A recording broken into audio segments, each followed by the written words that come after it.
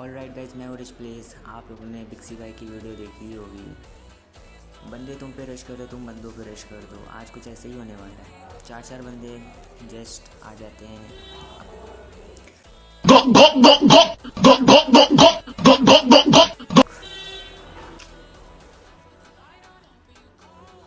यहाँ पे मैं जल्दी से हीलिंग करने लगता हूँ यार, क्योंकि चौथा बंदा इनका रश ना कर दे जल्दी से।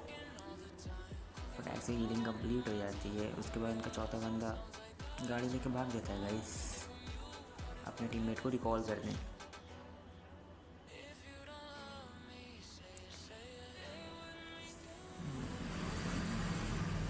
वैसे आप लोग फॉलो कर लिया करो यार, एक लाइक कर दिया करो यार प्यारा सा कमेंट के साथ। इनका तीसरा बंदा ऊपर चला गया था।